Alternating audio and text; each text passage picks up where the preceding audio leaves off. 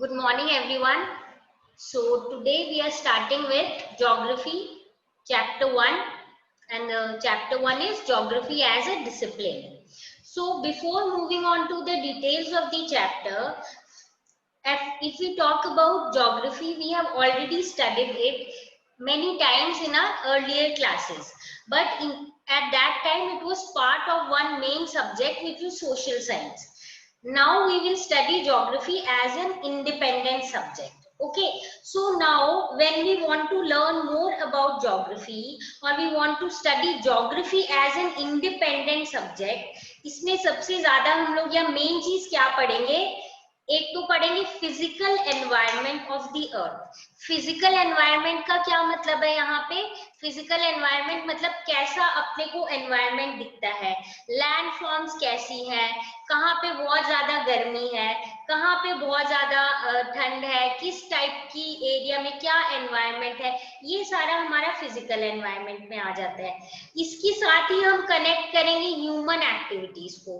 Human activities क्या होती है कि भाई उस जिस एरिया में इस टाइप का पर्टिकुलर फिजिकल एनवायरनमेंट है, इसमें जो ह्यूमन बीइंग्स है वो कैसे इंपॉर्टेंट रोल प्ले कर रहे हैं, यानी जो ह्यूमन बीइंग्स है वो उसका कैसे उसको चेंज कर रहे हैं या कैसे वहां पे कुछ खुद को अडॉप्ट कर रहे हैं, ये सारी चीजें होंगी इसमें। इसके साथ साथ और जो मेन चीजें हैं कि जो हमारी क्वेश्चन है कि क्या ये जो ज्योग्राफी है, ये अगर हम अर्थ और ह्यूमंस की बात कर रहे हैं तो क्या ये आपस में इंटरलिंक्ड है और किस तरीके से इंटरलिंक्ड है, मतलब आपस में इनका कितना हम बोलेंगे कनेक्शन है, एक दूसरे के ऊपर कितना डिपेंड करते हैं, ये सारी चीजें अपने किस में पढ़ेंगे? ज्योग्राफी में पढ़ेंगे। तो तभी जो हमारा मेन क्वेश्चन है कि हम आखिर ज्योग्राफी पढ़ क्यों रहे हैं, why are we studying geography as a subject? Very obvious कि हम लोग रह कहाँ रहे हैं? अर्थ के सरफेस पे रह रहे हैं।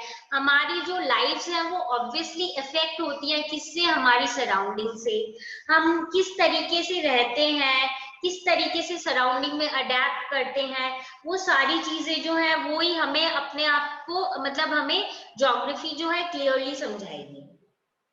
अब सिर्फ पहले वाली जो सोसाइटीज थी वो लोग ज्यादातर नेचुरल मीन्स यूज करती थी सरवाइव करने के लिए। नेचुरल मीन्स ऑफ सब्सिस्टेंस क्या होता है? जो आसपास एडिबल प्लांट्स अवेलेबल थे वही खा लेते थे ये लोग। उसके अलावा जो एनिमल्स थे आसपास उन्हीं को किसी तरीके से यूज करते थे अपने सर्वाइवल के लिए। उसके बाद धीरे धीरे विद टाइम जैसे जैसे टेक्नोलॉजी आई, फूड ज्यादा प्रोड्यूस होने लग गए, नेचुरल रिसोर्सेज लैंड सॉइल और वाटर को हम ज्यादा यूज करने लग गए। हम अपने किस हिसाब से, पहले तो हम नेचर के हिसाब से अपने फूड हैबिट्स को चेंज करते थे या मतलब रखते थे अकॉर्डिंग टू द नेचर। पर फिर धीरे धीरे हमने देखा कि कैसे टेक्नोलॉजी आने के बाद हम भी मतलब एनवायरनमेंट को भी अपने हिसाब से अडॉप्ट कर रहे हैं। तो यानी अब एक सिंपल सी बात है, अगर अपने कोल्डर एरियाज में रहते हैं तो अपने वुलन क्लोथ्स पहनते हैं, अगर अपने ऐसे एरियाज में रहते हैं जहाँ बहुत गर्मी है तो जनरली कॉटन और इस टाइप के क्लोथ्स पहनते हैं। यानी we adopt ourselves to the environment and कहीं ना कहीं हम भी एनवायरनमेंट को अडॉप्ट कर लेते हैं, थोड़ा सा चेंज कर देते हैं, क्योंकि now we have lot of technology, that is why. और बहुत सारी चीजें जो है डिपेंड होती हैं एक दूसरे पे। जैसे वी ऑलरेडी नो कि एवोल्यूशन हुआ है ह्यूमन बीइंग्स का, जो हमने स्टार्टिंग से पढ़ा था कि जो ह्यूमन बीइंग्स है वो पहले किस टाइप से थे, फिर प्राइमेट से कैसे होमो हुए, होमो हेबिलस हुए, होमो सेपियंस हुए, यानी ये पूरा इवॉल्व हुआ था। If you know, if you have certain idea कि ह्यूमन बीइंग्स जब डेवलप हुए थे तो कैसे उनकी फूड हैबिट्स डेवलप हुई थी, फिर उनका बॉडी का स्ट्रक्चर चेंज हुआ था, तो ये पूरा इवॉल्व कैसे हुआ था? नेचर तो इवॉल्व हो ही, मतलब ह्यूमन बीइंग्स तो हो ही रहे थे पर वो नेचर को भी अपने अकॉर्डिंग चेंज कर रहे थे। जैसे पहले सिर्फ गैदरिंग करते थे या हंटिंग करते थे, बाद में उन्होंने एग्रीकल्चर शुरू कर दिया।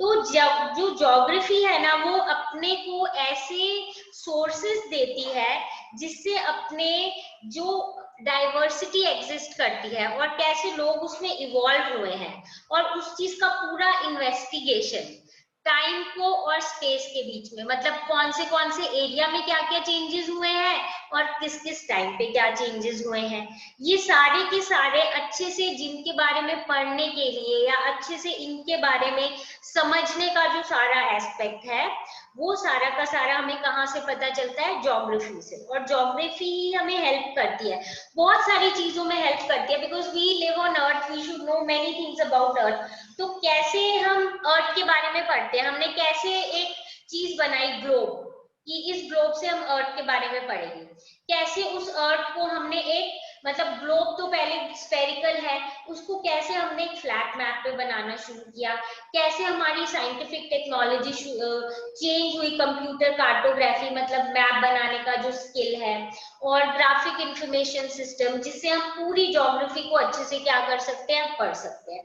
तो यहाँ पे सीधी सी बात ये है कि how do we deal with things which are very very important, and in this chapter we will come across कि geography is somehow connected to every sector, जैसे साइंस हो, चाहे आर्ट्स हो, चाहे जैसे वी हैव सर्टेन आइडिया की zoology है, उसमें एनिमल्स की स्टडी होती है, though it is part of science, पर ये कनेक्टेड है ज्योग्राफी से। बॉटनी है कनेक्टेड, हिस्ट्री इज कनेक्टेड, कैसे चेंज हुआ है, उसके अलावा बहुत सारी चीजें हैं which we will notice that they are changing, and these are really important and geography helps us to know about them. अब ज्योग्राफी में यहाँ पे बहुत सारी चीजें जो है जो हमें पता है एक्चुअली में, कि भाई वेरिएशंस है फिजिकल फीचर्स में, माउंटेन्स, हिल्स है, वैलीज है, वेरिएशन कल्चर फीचर्स में भी है, और फिर उसके बाद ये तो नेचर है, फिर ह्यूमन बींग्स ने क्या चेंजेस किए हैं, कहीं पे रोड्स बनाई है, कहीं पे रेलवेज बनाई है, सिटीज बनाई है, ये सारी चीजें जो है, ये सारा जो कल्चरल डेवलपमेंट है, ये भी किसमें आता है, ये भी ज्योग्राफी में आता है। अब जो हम देखेंगे कि there is a close relationship between physical environment and cultural features, तो obviously you will notice that we people are in a habit of using our environment and changing it. Let us just talk in terms of many festivals की बात कर लेते हैं। You must have noticed कि जो अपना harvesting season होता है ना, उसके अराउंड बहुत सारी फेस्टिवल्स हम मनाते हैं, बैसाखी एंड मेनी मोर, जैसे साउथ में दूसरी फेस्टिवल्स मनाते हैं। तो बेसिकली हम जो फिजिकल एनवायरनमेंट है और उसको कैसे यूज करते हैं, उससे रिलेटेड अपना सोशल और कल्चरल फीचर्स जो है, वो आपस में उनका बहुत ज्यादा रिलेशनशिप होता है। जो फिजिकल एनवायरनमेंट होता है, this actually provides, you can say, some kind of stage to human society, यानी ह्यूमन सोसाइटी को एक बेस दे दिया है। अब ह्यूमन जो है वो उसको अपनी स्किल के हिसाब से कैसे वहां पे क्या चेंजेस लाते हैं, चाहे ह्यूमंस किस टाइप के टूल्स यूज करते हैं, किस टाइप के टेक्निक्स यूज करते हैं। तो यानी इसका क्या मतलब है कि हमने क्या किया है, एक नेचर ने आपको एक प्लेटफॉर्म अवेल कर दिया है कि ये आपके लिए प्लेटफॉर्म है, इसमें आप जैसे भी इसको यूटिलाइज करना चाहते हो। तो नेचर जो है वो ह्यूमन बींग्स को मतलब नेचर ने दे दिया है कि this is something, this is the physical environment and it depends on you how you use it. तो जैसे जैसे ह्यूमन बींग्स ने नए टूल्स और टेक्निक्स इन्वेंट किए, पूरा जो कल्चर डेवलपमेंट है वो चेंज हो गया। तो अब जब हमें पूरा बेसिक पता चल गया है कि व्हाट इज, यू कैन से कि ज्योग्राफी क्यों जरूरी है, कैसे हमारे हर लाइफ के एस्पेक्ट में ज्योग्राफी इज देयर समवेयर। तो अब नाउ लेट अस सी कि व्हाट एग्जैक्टली ज्योग्राफी इज। तो in very simple word, geography जो है वो डिस्क्रिप्शन ऑफ अर्थ होता है। When we say description of earth, here we mean that actually में ये जो टर्म है, it was given by a scholar named Eratosthenes. ये जो है इन्होंने ये वर्ड दिया था, और ये वर्ड जो है it has been form from two words, geo and graphos. तो जियो का मतलब होता है अर्थ और ग्राफोस का मतलब होता है डिस्क्रिप्शन, यानी description of the earth. This is basically we can define the geography in this term. ये तो हमारी बेसिक डेफिनेशन है, पर इसके अलावा भी एक और जो अपने लिए क्या चीज है, वी ऑल नो कि अर्थ ऐसी जगह है जहाँ पे ह्यूमन बींग्स रहते हैं। तो कुछ स्कॉलर्स जो है वो ज्योग्राफी को ये बोलते हैं description of earth as the abode of human beings, यानी कि अर्थ को इस तरीके से समझना जैसे कि वो घर है किसका, ह्यूमन बींग्स का। अब इसके अलावा अपने को बहुत सारी और चीजें कि मल्टी डायमेंशनल है, इसमें बहुत सारे और सब्जेक्ट्स हैं। नेचुरल साइंसेस जैसे जियोलॉजी, पेडोलॉजी मतलब होता है सॉइल की स्टडी, ओशनोग्राफी, बॉटनी, जूलॉजी, मीटेरोलॉजी, बहुत सारी ये जो चीजें हैं ये सारी की सारी किसमें इन्वॉल्व है, ज्योग्राफी से लिंक्ड है, डायरेक्टली या इनडायरेक्टली। और इसके अलावा कुछ और जो डिसिप्लिन जो ज्योग्राफी से बहुत ज्यादा ही कनेक्टेड है और हम बोल सकते हैं कहीं ना कहीं इनसेपरेबल, यानी उनको अलग नहीं किया जा सकता, वो है economics, history, sociology, political science, anthropology. ये सारी जो चीजें हैं ये हम ज्योग्राफी से अलग नहीं कर सकते हैं, तो इसीलिए इनको बोलते हैं sister disciplines of geography. Geography जो है इट इज अ सब्जेक्ट जो इट इज समवेयर, ये तो हमने देख लिया कि सारे सब्जेक्ट से रिलेटेड है, बट स्टिल थोड़ा अलग है क्योंकि इसको पढ़ने का जो तरीका है वो थोड़ा अलग है। क्योंकि हम पहले इसमें डेटाबेस क्लियर करते हैं, और डेटाबेस हमें कहाँ से मिलता है, नेचर से मिलता है और सोशल साइंसेस से मिलता है, और उसके बाद हम उनको मिक्स करते हैं, इन सबको साथ में जोड़ते हैं, और फिर हम निकालते हैं कि जो जिस एरिया की हम ज्योग्राफिकल पॉइंट पढ़ना चाहते हैं वो कैसे पढ़े। ठीक है, तो सिंपल टर्म्स में हम बोले ऐसे तो ज्योग्राफी का मतलब है डिस्क्रिप्शन ऑफ द अर्थ, पर description of earth which is actually the living place of human being. और इसको जब हम पढ़ते हैं तो हम बहुत सारे साइंसेस से कनेक्ट करते हैं। अगर मैं एक जगह की ज्योग्राफी पढ़ती हूँ तो जैसे अपना चैप्टर है नेचुरल वेजिटेशन, उसमें हम वहाँ के एनिमल्स के बारे में पढ़ते हैं, वहाँ के प्लांट्स के बारे में पढ़ते हैं, यानी कि जूलॉजी और बॉटनी आ गई। इसके अलावा पर जो मेन सबसे ज्यादा चीजें रिलेटेड है ज्योग्राफी से वो है अपनी हिस्ट्री है और ये पॉलिटिकल साइंस, ये सारी जो चीजें समवॉट हम बोलेंगे इकोनॉमिक्स, ये सारी जो है इनको सिस्टर डिसिप्लिन्स ऑफ ज्योग्राफी बोलते हैं। और जो ज्योग्राफी पढ़ने का तरीका यही है कि हम फैक्ट और फिगर जो है नेचर से, नेचुरल साइंसेस से लेते हैं, फिर उनको मिला के हम फाइनली सोचते हैं कि जो हमें पढ़ना है उससे रिलेटेड मैटर अपने को पता चल जाता है। अब कुछ और डेफिनेशंस जो लोगों ने दी है ज्योग्राफी की, वो बेसिकली दी है in terms of areal differentiation. Areal मतलब एरिया वाइज, एरिया के हिसाब से इन्होंने डिस्क्रिप्शन दिया है।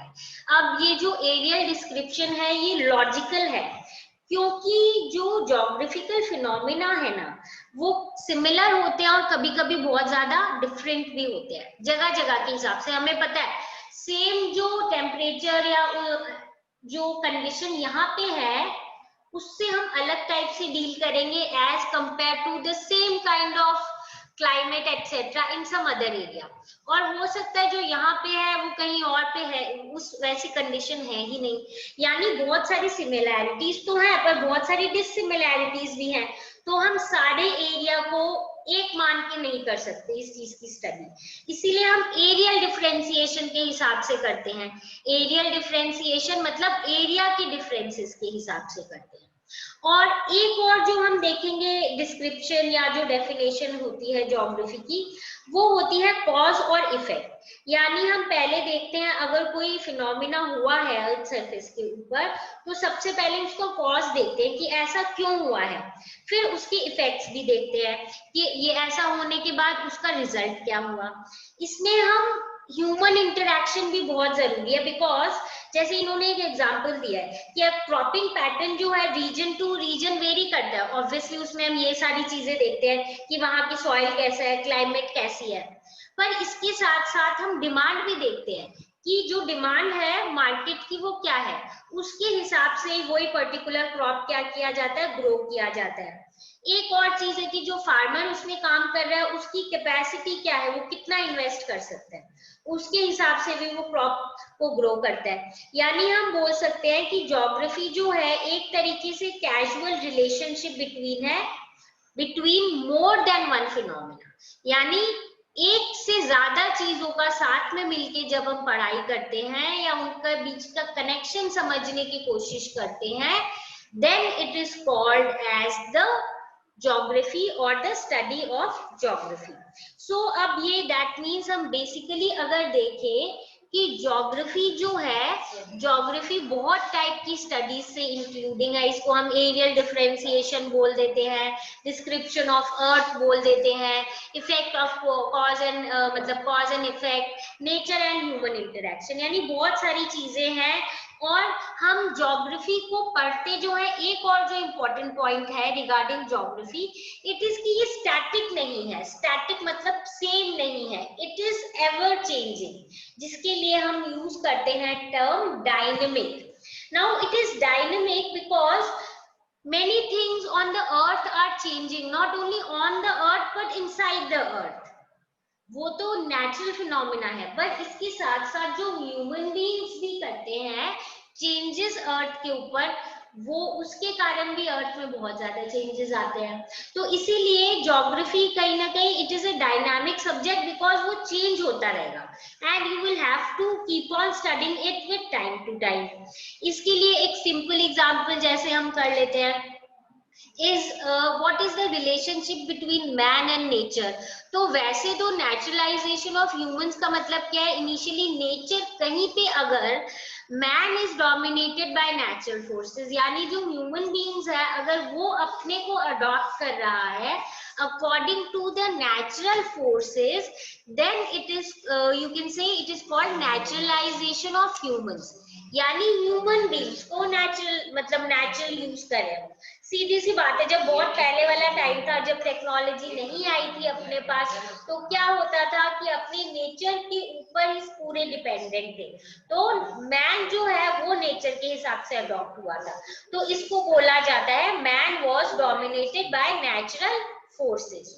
उसके बाद हम देखेंगे कि, और इसको स्टेज ऑफ नेसेसिटी बोलते हैं, क्योंकि ह्यूमन बीइंग्स के पास तब कोई ऑप्शन नहीं था समवेयर। उसके बाद हम ये देखेंगे कि this is considered as the stage of necessity. ये स्टेज ऑफ नेसेसिटी होने के बाद जो नेक्स्ट सेक्शन अपना आ जाता है, जो हम कंपैरिजन करते हैं, वो ह्यूमनाइजेशन ऑफ नेचर, यानी उल्टा हो गया। इसमें क्या हुआ है, ह्यूमंस ने नेचर को अडॉप्ट कर लिया है अपने नीड्स के अकॉर्डिंग। पहले जहाँ पे ग्रो नहीं होते थे, एग्रीकल्चर नहीं होता था या कोई पर्टिकुलर क्रॉप नहीं उगता था, वहां जो ह्यूमन बीइंग्स है वो लोग ग्रो करने लग गए, यानी कि नेचर को आपने चेंज कर दिया अपने अकॉर्डिंग। तो नेचुरल हैबिटेट और एनवायरनमेंट जो है it was modified by humans for their own you can say benefits, or maybe to make their life more you can say easy। तो सिंपल टर्म्स में हम बोले कि भाई नेचर को इन्फ्लुएंस कर दिया था ह्यूमन बीइंग्स ने। अब चाहे उनके क्लोथिंग हो, शेल्टर हो, ह्यूमन बीइंग्स जो है उन्होंने अब अडेप्ट कर लिया है और मॉडिफाई कर लिया है चीजों को। So this is just an example to show how things are dynamic and how things are changing, and that is why we need to study geography in terms as a very dynamic subject। और generally ये जो changes आए हैं ये इसीलिए आए हैं because human beings have developed in terms of technology. अब वो सिर्फ फिजिकल एनवायरनमेंट पे टोटली डिपेंड नहीं कर सकते हैं, उन्होंने ऐसी टेक्नोलॉजी डेवलप कर ली है कि वो चीजों को अपने अकॉर्डिंग चेंज कर सकते हैं, चाहे लेबर से रिलेटेड हो, चाहे मतलब इतनी मोबिलाइजेशन हो गई है, इतनी चीजें मूव हो गई है कि हम नोटिस करेंगे कि धीरे धीरे क्या हो रहा है कि धीरे धीरे जो ह्यूमन बीइंग्स हैं वो नेचर को चेंज कर रहे हैं। और यही जो हम बोलेंगे इसको अगर नेचर के फॉर्म में या पोएम के फॉर्म में अगर हम देखें कि ह्यूमन और नेचर के बीच में अगर डायलॉग है, तो हम ये बोल सकते हैं, you as it is stated in the book, you created the soil, I created the cup, you created the night, I created the lamp, you created the wilderness, hilly terrains and deserts, I created flower beds and gardens। मतलब अगर nature बोल रही है कि मैंने ये ऐसे create किया था, तो ह्यूमन बीइंग्स क्या बोल रही हैं, उससे हमने क्या क्रिएट किया। सीधी सी बात है कि अगर आपने जैसे सॉइल क्रिएट किया तो हमने उसको कप बना लिया, मतलब पॉटरी और वैसे करके। उसी हिसाब से अगर आपने नाइट बनाई तो उससे डील करने के लिए हमने लैम्प बना लिया। So accordingly human beings are also contributing and using the natural resources, and so they have moved from the stage of necessity to the stage of freedom, and that is why we say that the geography is a very dynamic subject and it is the study of interactive relation between the nature and the human beings, and we are continuously changing it, and we are coming across many new changes that are being seen in both the sections, human beings as well as the nature. Now here we also need to understand that spatial यानी space wise, यानी हम geography को space के according, area के according पढ़ते हैं, पर areas को बाद में integrate भी कर लेते हैं. We integrate it, और integrate के terms में we try to study it. Now whenever we study geography, there are few things that come in our minds. So geography as a discipline अगर हम पढ़ें तो 3 क्वेश्चंस बहुत जरूरी है. एक है what, where and the third one is why. तो जो फर्स्ट क्वेश्चन है व्हाट, उसमें हम देखते हैं कि what features are available at a particular area. हम आइडेंटिफाई करते हैं वहां की नेचुरल और जो कल्चरल फीचर्स है उनको, कि क्या फीचर्स हैं यहाँ पे अवेलेबल. सेकेंड क्वेश्चन आ जाता है वेयर. बेसिकली जो हम पैटर्न की बात करें ये कहाँ पे लोकेटेड है, और उससे हम human culture, distribution of the this whole features of nature, इन सब का हम प्रॉपर डिस्ट्रीब्यूशन देखते हैं. एंड ये जो दोनों क्वेश्चंस हैं they answer the distributional and the locational aspect, यानी किस तरीके से कहाँ कहाँ लोकेटेड है और क्या क्या चीजें ये एक्चुअली है. और उसके बाद हम अगर आगे देखें तो जो ज्योग्राफी है उसका जो थर्ड इंपॉर्टेंट क्वेश्चन है जो इसको एक साइंटिफिक सब्जेक्ट बनाता है, वो होता है रीजन ढूंढना, कि यहाँ पे ये चीज क्यों है, या फिर ये जो रिलेशनशिप है between the humans and the process of phenomena, why is it here. And so we move into the scientific aspect of it. इसीलिए it becomes a scientific discipline as well, यानी scientific subject भी ये बन जाता है. और इसके through अपने को सारी चीजें प्रॉपर पता चल जाती है इन 3 क्वेश्चंस के थ्रू. डिस्ट्रीब्यूशन, लोकेशन, कंसंट्रेशन किसी भी चीज का या किसी भी फिनोमिना का. And basically again and again as we are repeating, वो अपने को इंटर रिलेशनशिप बताता है, the relationship between the various other aspects which we do not call directly under geography, यानी बाकी सारी सब्जेक्ट से कैसे लिंक्ड है और स्पेसिफिकली ह्यूमन एक्टिविटीज से कैसे ये लिंक्ड है. ठीक है. By this we move on to the important aspect that why should we study history.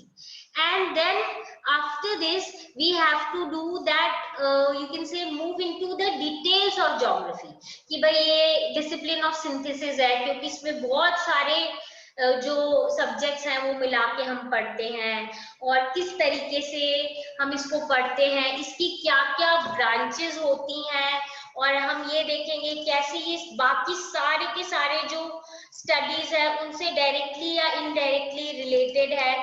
फिर ज्योग्राफी पढ़ने की मेन 2 कौन सी अप्रोचेस है. This is all that we will do in our next class, because if we start the new topic now we will not be able to complete it.